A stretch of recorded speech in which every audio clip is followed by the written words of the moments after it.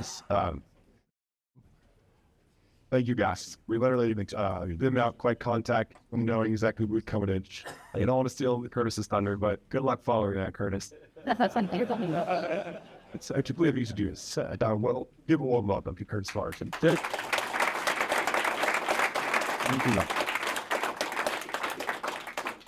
Appreciate it, guys. So, how am I doing in the back of the room without a mic? Am I okay? Great. And I won't use this because I talk with my hands and see you can't understand what I'm saying when I talk like that anyway, so it doesn't matter.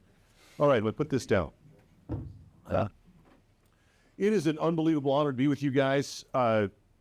We've got 30 minutes according to schedule, and we're already at time. So thanks so much. I do want to take just a few moments to talk to you about something that I think is critically important to you as men, as Catholic men, but as leaders. And it's been my experience the last 27 years of working with Catholics.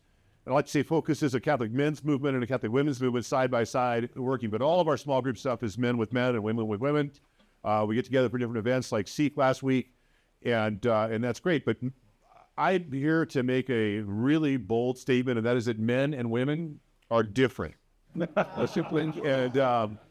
we're meant to be different and complementary. And so to be here, but I want to go after leadership, and this is what my experience would be after God's grace. None of it's possible without God's grace, but after God's grace, the most important thing of everything is leadership.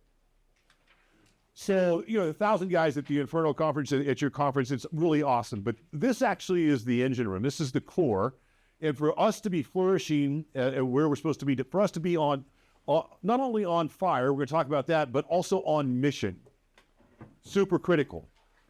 Leadership is great, but when leadership gets big, and this is a big group of leaders, for you to be in sync is super, super important.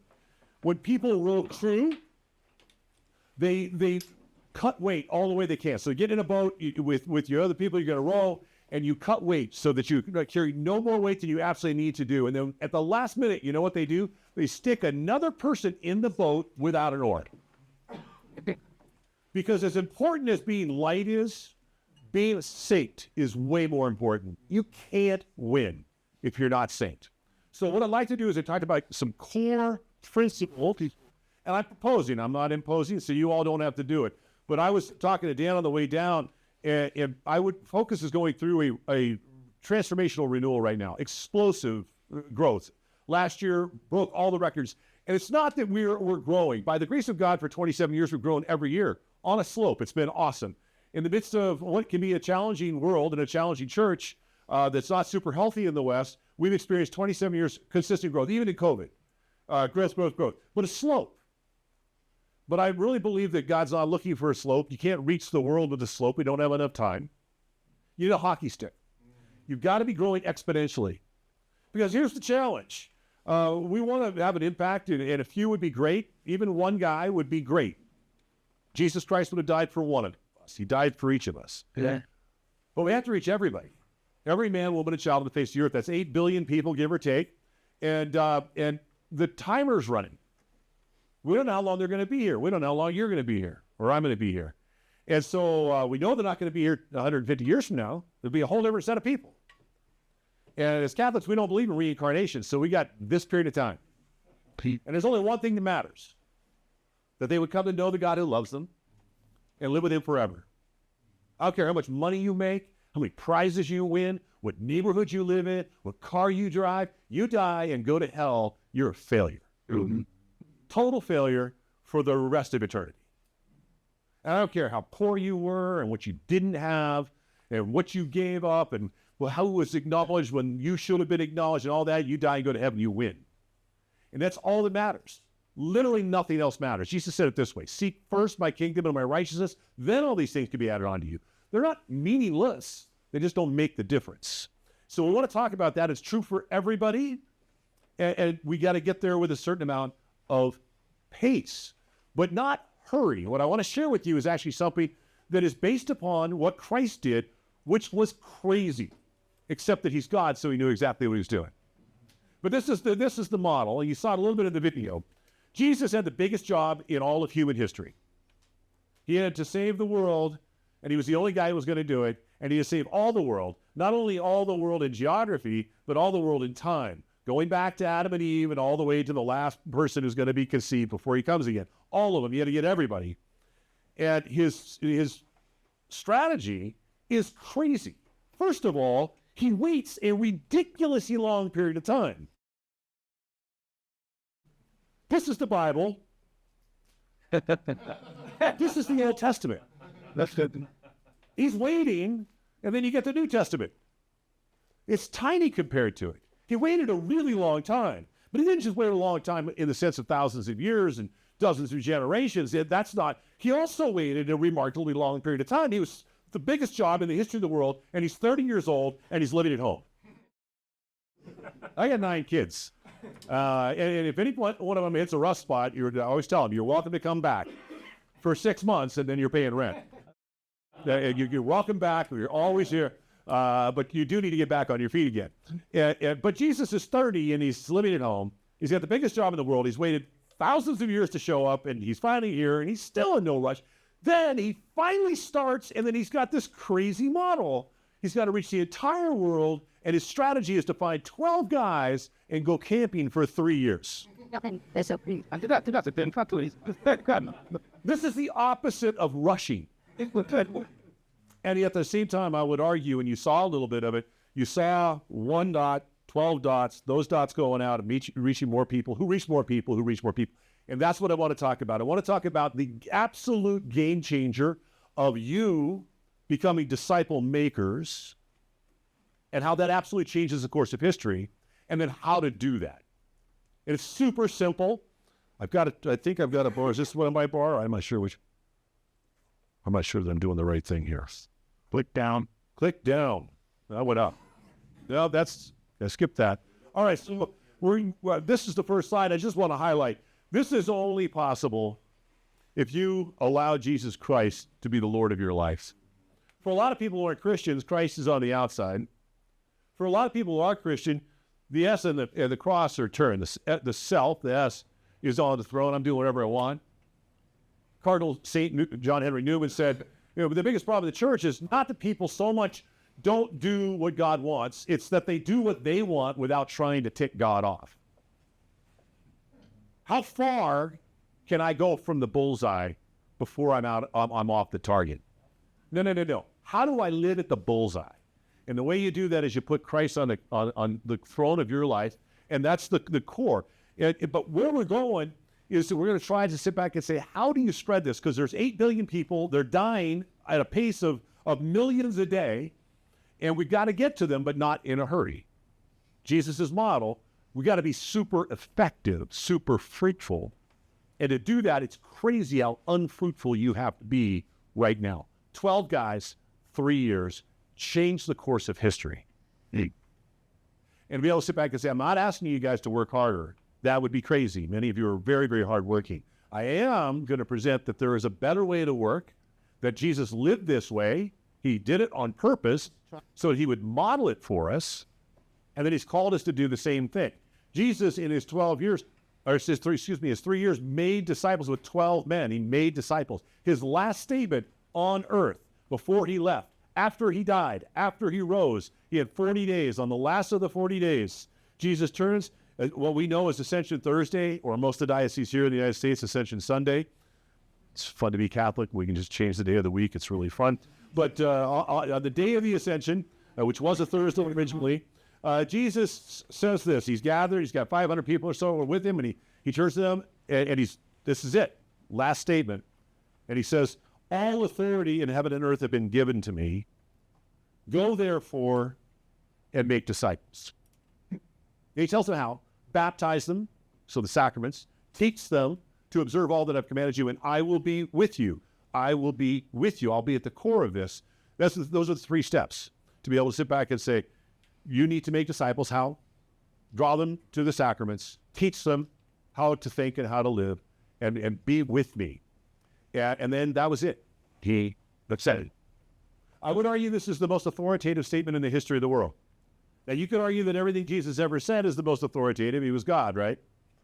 But he never once, in all the other things he said, ever said, all authority in heaven and earth have been given to me. It's the only time he set up what he's about to say with the statement about all authority.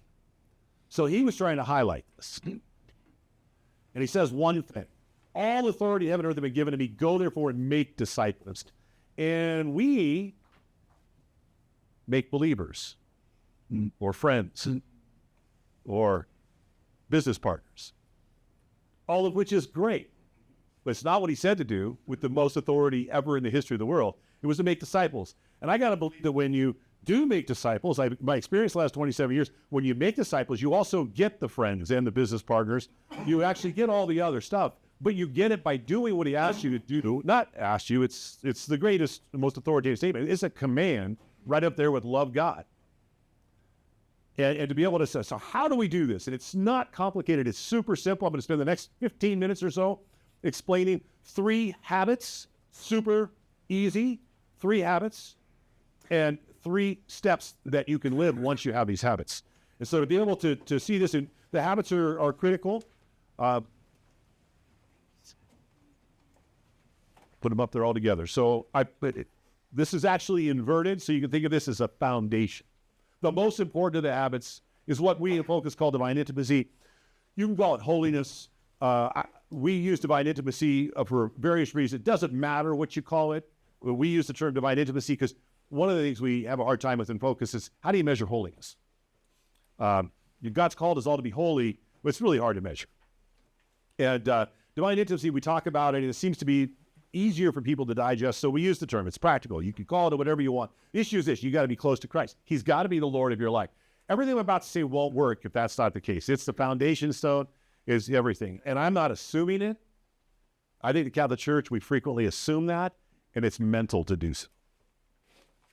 The vast majority of Catholics do not live with Jesus Christ as the Lord of their life. On any given Sunday, half the people that are at Mass, which is not most of the people, it's a very small percentage, maybe 25% of the people who claim to be Catholic are at Mass on Sunday. Half of those did not go last Sunday. 50% of the people that are there don't go to Mass every Sunday. Of the 50% that do go to Mass on Sunday every Sunday, there's frequently large portions of their life that are not under the lordship of Christ. Big issues. I'll just use one as an example. Contraception. The majority of Catholics in the United States think the church is wrong on this. So of the 100 million people who said, yeah, I'm Catholic, 25 million showed up for Mass, 12 million go every Sunday, and of the 12 million that go every Sunday, a lot of them disagree with the church teaching on really fundamental things. And it's not like I disagree. No, I'm behaving differently. My son, who I think spoke here last year, Brock, he's now in charge of Focus's work with parishes. So most of our work for the last 27 years has been on campuses. We work with a bunch of single people. Brock is leading a growing effort with parishes. Most of the people we work with are married. Big difference. And about 6 weeks into it, I'm talking to it, and he said, Dad, it's marriage. It's all marriage. It's a disaster. It's adultery, addiction, abuse. I just did the A's. We could go through the whole alphabet. It's a train wreck. And it's not just I disagree, I live differently and have consequences. See, you could disagree with the law of gravity, but if you try to demonstrate your disagreement by jumping off a building, you have a whole different problem. When we disagree and we behave based upon that disagreement and we're wrong, it's a train wreck. And it's a train wreck. The evidence is clear. Of the people, there's an OCIA meeting, what used to be called RCIA meeting, going upstairs. It's awesome. Big room full of people. It's really cool. Stats are that 70% of the people who came in to the Catholic Church last year through RCIA or OCIA, they changed the rite to the order of Christian initiation. Thank you. I'm still trying to learn. And 70% of them won't be going to Mass every Sunday next Easter. And the program's not broken. The program's actually really good. But the people leading it on a national level aren't always doing so as a disciple maker. You can't give what you don't have. And the people who are sponsoring them in aren't always living as disciple makers. Can't give what you don't have. When OCIA is led by a disciple maker, and the sponsor is a disciple maker. They're engaged in their faith. They're engaged in the person. 100% success. It works all the time. The program works. It's like buying an electric stove and then criticizing it because it doesn't work and you never plugged it in. Okay, that's not broken. It doesn't have access to its power source. This is access to the power source. This is access, and it's nothing works without this. Everything I'm about to say. And so I spent a fair amount of time. I'm going to move on. We could talk about it more, but how do you do this? It's the life of the sacraments. It's the life of prayer. And sometimes you hear people say, well, you should frequent the sacraments. There's only 2 sacraments you can frequent. You can't get married a lot. You can't get ordained a lot. You can only get baptized once. You can go to communion, you can go to mass, and you can go to confession a lot. So when we talk about frequenting the sacraments, those are the 2. Really cool. Don't know the exact number, but there were about 18,000 people. There were about 25,000 people or so at Seek last week in different venues, and they said over 10,000 confessions. If you're not going to confession, go to confession. It'll change your life more than mass. And mass will change your life more if you're going to confession. That's the number one factor. People say, well, how do you know you're successful? Let's count the number of people in church. That is not the best number to count. That is a trailing indicator. How do I know? Because I still have to convince people to go to mass to get to confession and go to adoration. People going to adoration and going to confession don't need to be told to go to mass. They go. Get serious about the core activities, confession and adoration. What do I mean by adoration? Getting into a church, whether there's exposition or not, Jesus is still there in the tabernacle. At one point in time, we were locked out of one of the churches that our focus team wanted to get to. And so we just went to the porch, stood outside with the locked doors and said, we know you're in there. And we just sat on the porch for a half hour every day. And guess what? Within 6 months, the doors opened. Jesus wants to be loved. I can give you hundreds of stories of those sorts of things. But what I'm talking about, intimacy, adoration, you sit quietly in prayer. You can do this in your den. Lord, I believe that you're truly present in the Blessed Sacrament in all the Catholic churches in the world, and I unite myself to that. Couldn't get there today, so here from my den, I just want to spend some time with you. Better to drive to church, but you'd be the better to have exposition where Jesus is exposed in the Mass. That's better. But adoration and confession, and then pairing that with going to Mass frequently, every day if you can. That's how you strengthen this. You pray every day. You get to Mass as often as you can. You get to confession regularly. I go about every 2 weeks. My wife thinks I should go more often. And so for a focused missionary, Mass every day, holy hour every day, confession regularly. We have priests who are assigned by their bishops to serve focus full time. I think we've got 6 of them working in Denver. They travel a fair amount also. They're hearing confessions every day at our office, every day. And so you got to be close. I'll share about that in just a second as I give you a word picture. What I would call virtuous friendship, and it's not my term. Aristotle gave the term virtuous friendship. Talk about 3 different types of friendships. This is ancient teaching. The church has accepted it. Aristotle was a pagan. He said there are 3 types of friendships. There's a useful friendship. We're both LSU fans. We like hanging out together. We go drink a few beers and watch a game. And a pleasant friendship. I'm misspeaking. A pleasant friendship. I enjoy spending time with this guy or this gal. It's just pleasant. We like the same things. We laugh at the same jokes. Pleasant friendships are awesome. They can be moral. They can be immoral. A high school couple hooking up is a pleasant friendship. It's not a moral friendship. It's not a good friendship. The next one is a useful friendship. Let's go into business together.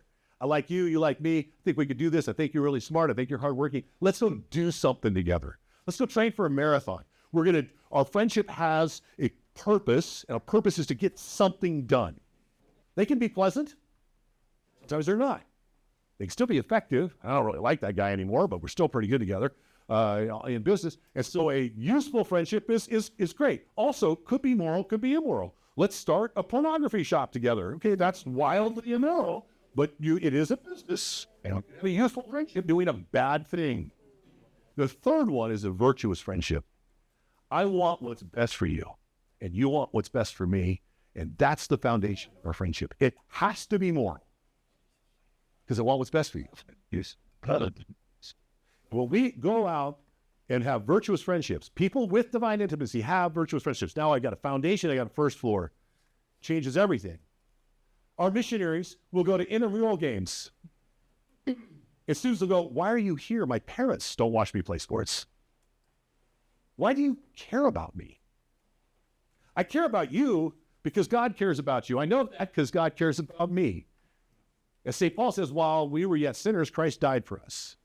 He cared for us when we didn't even want to play a game. We were sinners, and he just loved us. So what do our missionaries do? They just go out and love college students. Hey, you want to go hang out? And, that was weird 25 years ago. It's really weird now because the average college student spends 16 to 24 hours a day with earbuds in their heads. I mean, you used to be able to walk into the cafeteria, sit down, and strike up a conversation. You do that now. Nobody's having lunch with one another. They're all listening to their playlists. And so when you say, how's it going? They're like, what? It's just weird. And we keep doing it. It was awkward 25 years ago. It's more awkward now.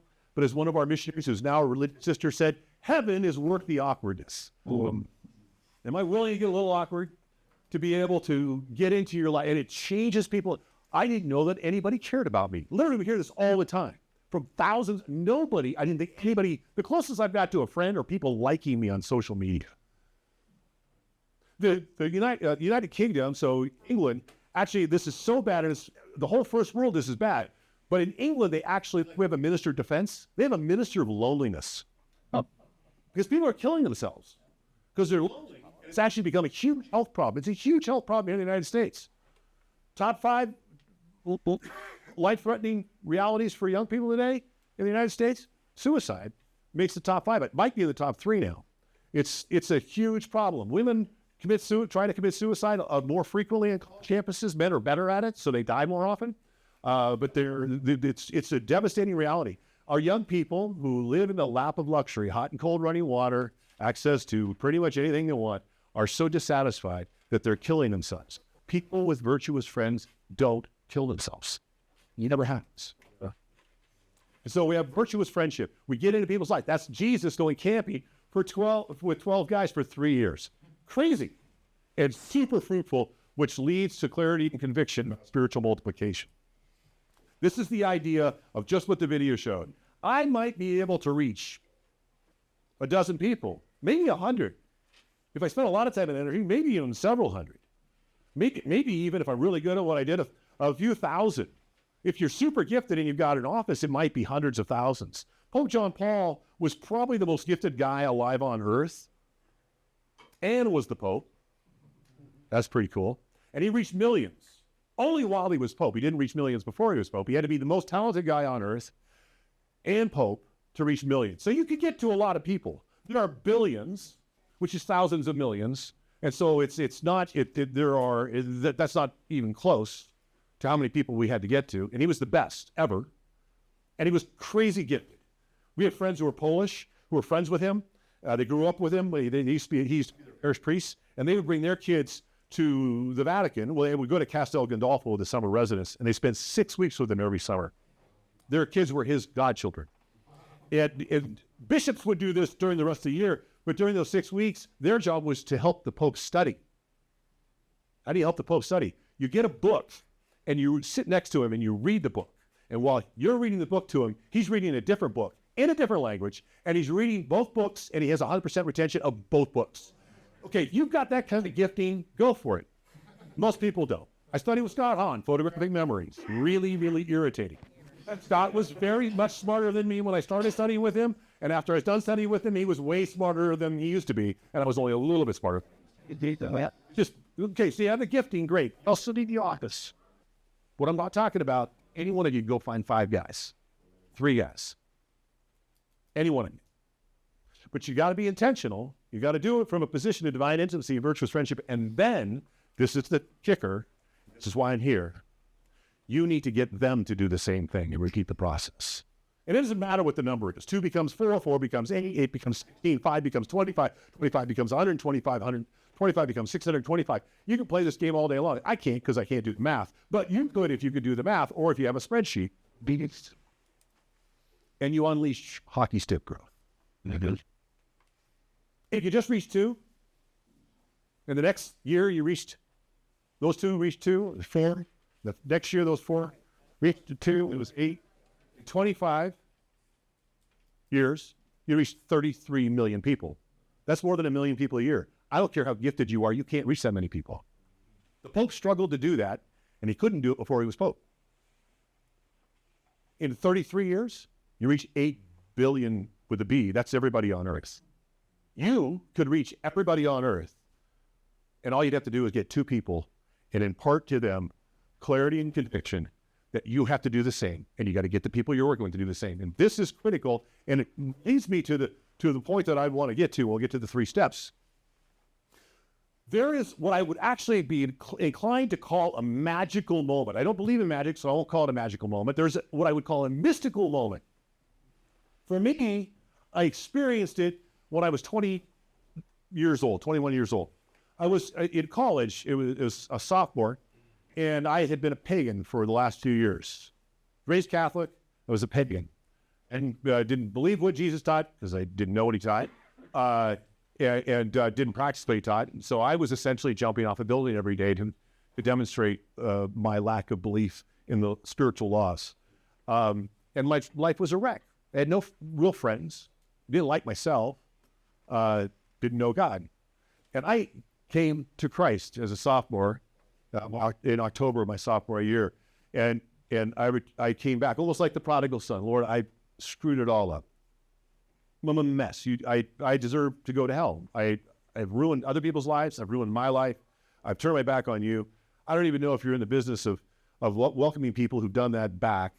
But please, then I remembered what I've been taught as a child, the prodigal son. Oh, you do welcome people back. And I came back to Christ in October of my sophomore year. I was in Baton Rouge, Louisiana at LSU, but I grew up in Southern California. At Christmas, I went home. I had been committed to Christ from October and November and the early part of December, and I went home with my old friends, my old habits, and I screwed everything up big time. Pagan living for 4 weeks. I got back to LSU, and my Christian friends were like, hey, how's it going? I'm like, I don't want to talk. No. Why'd you miss Bible study this week? I don't think I'm going to go anymore. Finally, one of the guys who had been leading me and mentoring, having authentic and virtuous friendship with me, said, can we talk? What's going on? You were on fire in November, and you don't even want to talk to me. And I said, all right, be honest. I completely screwed this up. Everything I thought I was walking away from, I walked right back to. Book of Proverbs says, like a dog returns to his vomit. And I was devastated. And it was great. Roy said, Curtis, it happens all the time because you didn't change your behaviors. You didn't change your habits. What I want you to do is I want you to work with me the spring semester so that when you get back in May, you'll plant the flag for Christ. So that spring, I got prepared. I was praying, I was studying. And then the first day I got back, I announced to my high school friends, I'm going to lead a Bible study. I got 25 people to come. Most of them because they couldn't believe that I was going to talk about the Bible. And probably half didn't come back the next week. But that Bible study went on for over 20 years. There were hundreds and hundreds of young people. It was actually leading to a Bible study for this group in California that a woman came, her son attended, and she came one night. She was not a young adult, everybody else was, and she said, how do you get 70 people to come on a Friday night for a Bible study? I said, we just take the Bible seriously. They love it. And could you duplicate this?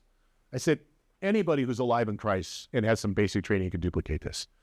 If you want to do that, I would like to sponsor you. And that's how Focus came to. It's not complicated. Anybody can do this. The woman at the well was a Samaritan who didn't know her faith, wasn't a Jew, and evangelized her entire city in one afternoon. Because she met Jesus. And she was willing to risk the awkwardness. And to be able to impart that. So what happened in me when I started to lead was I believed more. That's the mystical moment. I thought, oh, well, if you start teaching other people, sharing with other people, it'd be great for them. That's also true. I don't care about that. You're leaders, and there are men in your circle of influence who could be leaders who aren't leaders right now, And if they experience the mystical moment, it'll change their life for the rest of life. We've done the research. We've had outside companies come and do the research for us. And I can tell you, the students involved in our program, it's really cool. 10 years later, their life is different. It's awesome. But those who actually stepped into leadership, it's dramatically different. Mm-hmm. It's a 3x factor. We'll get into all the details. It's a whole report that I could share with you. The research guy said, when you get a 20% difference, that's significantly significant. That's real difference. 40% is earth-shattering. Focus is at 300%. It's unheard of. And for us, the thing we can tie it back to is the difference between you involved in our program and us challenging you to lead others. That's great for the others. I don't care about them right now. I care about you and the men that you could influence in the next year who could actually experience that mystical moment, and all of a sudden 70 becomes 210. Not a big deal, but run the cycle. If it works at 2, it works even faster at 70. And so there are some things that we've learned to do based upon these habits. So divine intimacy, virtuous friendship, and a clear conviction. I could go and travel the world and try to reach more people, or I could travel less and invest more deeply in the people that are already in my life. Out of clarity and conviction, I travel less and invest in the people in my life. Because reaching the thousands will not leave the impact of reaching the handful. The New Testament that I cited earlier, if you read it, it's actually just a bunch of stories of a bunch of relatively old men thinking back 10, 20, 30 years. In John's case, maybe 40 years. Going, remember that time Jesus fed those people? Were like 5,000 people there? I should write that down. That's all they're doing. I mean, they're doing it with inspiration of the Holy Spirit. But that's all that they're, we want to have that kind of impact. Not, hey, I went and I heard a speaker, they were really great. No, the kind of impact that happened on March 24th, 7 years ago when my father died, and I was with him, and I'm sitting, he's at home, and my only brother and my mother are there, and he dies, and we sit on his at his bedside, and we start telling stories about the impact that that man who just died had on our life, and it was story after story after story after story, because he changed my life. Be that kind of guy for a handful of guys, and you will change the world. Go give talks. It's like a little ripple on the top of the water. We need tsunamis, not ripples. Whoops, no. Maybe drops. I was doing trips. Okay. Here are the steps. So based upon divine intimacy, virtuous friendship, clarity, conviction, these have to be there. How do we know that? We went to the most fruitful missionaries that we had in our organization after about 20 years and said, what are you guys doing? We actually didn't talk to them. We talked to the people they were working with, who were having the biggest impact. Some missionaries reaching dozens and dozens of people, super cool. Some reaching many, many hundreds. What are you doing? Well, you're working with 5 or 6 people, and they're at church all the time. They're praying. And I know that because they don't tell me they go to church. They say, you want to come with me? And when I realized they were inviting me to come with them on Tuesday, but they're there every day. And they're inviting somebody else to come on Wednesday. And so they're inviting people to pray, but they're praying every day. And it's important to them. And they're just in my life. They care about me. They're not trying to get me to do something. They're trying me to help me become who I was supposed to be. And they've been analyzed. I need you to take this in, and then I need you to share it. Not with a lot, just with a few. This is what Jesus did. This is what Paul did. Paul's got a list. Titus and Timothy. They're actually books in the Bible named after guys Paul invested in. There's not a whole lot of them. But he practiced this model and changed the world. And how do you do it? Win, build, and send. And then we're kind of done. Win. And we're bad at this in church. And I think it's because the majority of people we know, myself included, were baptized as babies. Nothing wrong with baptizing babies. All of my kids have been baptized as babies. All of my grandchildren have been baptized as babies. I'm a big fan of baptizing babies. When that's the primary way in which people experience the Catholic Church, that's actually not the way it was experienced in the book of Acts. And if the church was evangelizing, it wouldn't be the primary way that we would experience. The majority of people on earth are adults who don't have faith. They have to be baptized as adults. And then they should baptize their children as babies. But when it's the normal, here's the difference. In my relationship with my children, I tell them what to do, From the earliest, don't touch that. Don't go in the street. And I just tell them what to do, and then the friendship, it kind of goes over time. With my wife, I didn't do that. And the first date, knock it off. I didn't want. I just rejoiced in our presence. We enjoyed each other's company. The other thing that I didn't do on our first date is say, hey, I think we should get married, and I think you should have lots of my children. There's a term for that. It's called restraining word. It doesn't work. No, we just spent time together.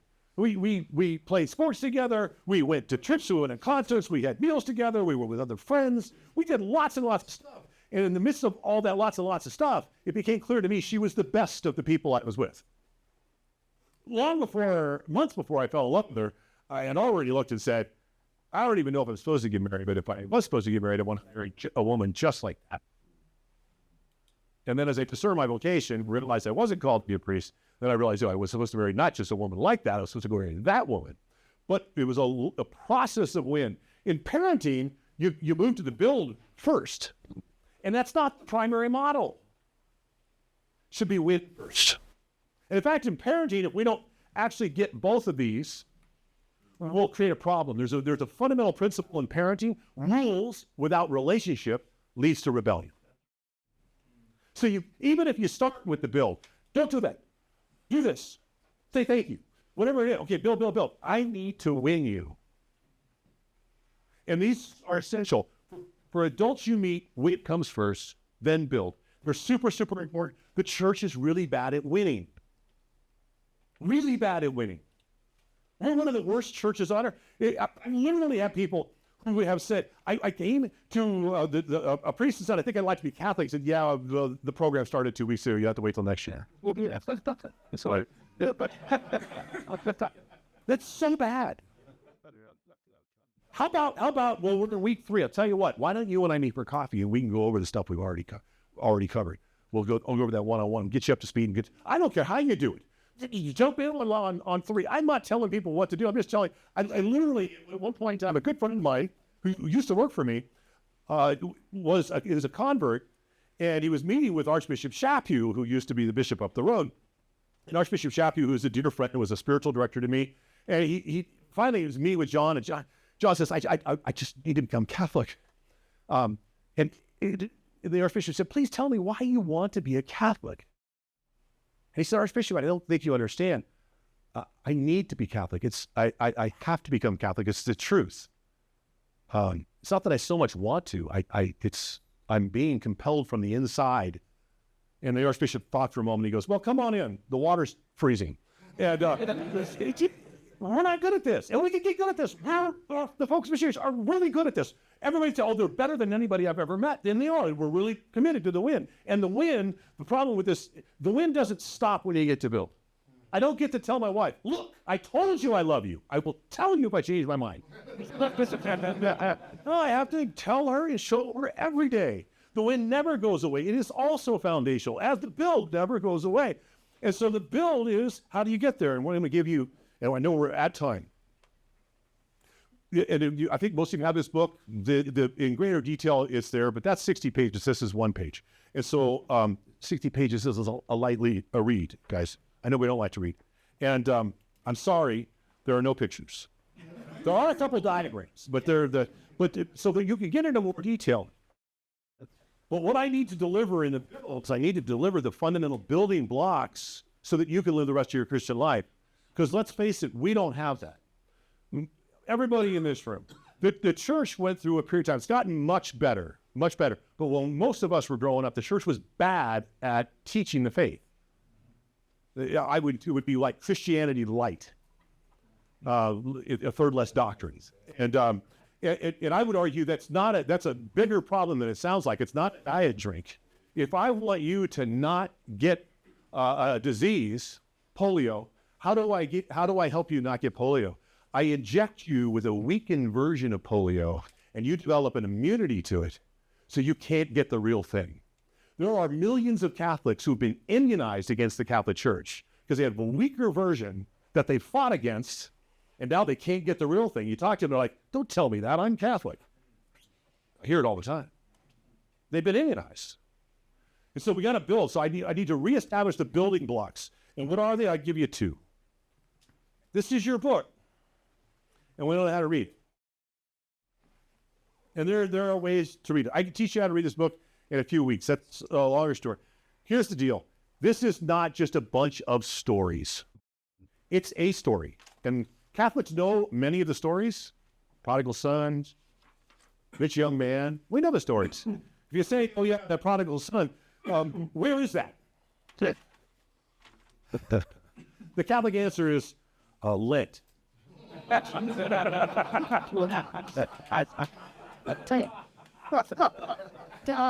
It's in Luke chapter 15. The only place it's there. It's the only one that tells. It's so much easier for me to teach you Luke 15 than it was for you to learn the story. That took years. Most of the work's already done. The Catholics I know are like a house filled with appliances that haven't been plugged in. And you've got to teach them scripture. There are covenants in this book. There are 7 of them. And the last one is Jesus Christ, the new and eternal covenant. And if you understand those covenants, you'll understand this book. You understand this book, you'll understand your faith. So I want to teach you how to read the Bible. St. Jerome, the doctor of the church, said, ignorance of Scripture is ignorance of Christ. I want to teach you how to read the Bible. And I want you to know your story. I want you to know how to make Jesus Christ the center of your life and how to help other people so that I can send you. And this is the sticking point. Our missionaries nail wind, and they nail this. They struggle with sin. It's hard because I not only have to remember, I have to impart to you the memory so that you can impart it to him, so that he can impart it, and they forget. So if you look at our alumni, they're killing it. They're different, 300% different than people that are not involved in our program. And they practice their faith. And they actually lead Bible studies and lead study groups and rosary groups. That's really cool. They don't launch people to do the same. This is how we're working with our alumni. That's why I'm here with you. This is the $8 billion question, not dollars, souls. If we could, based upon the rest of this, if we can have clarity and conviction about spiritual multiplication, you all, in very short order, can change not just your life and your parish, but your diocese, the state, which is in desperate need.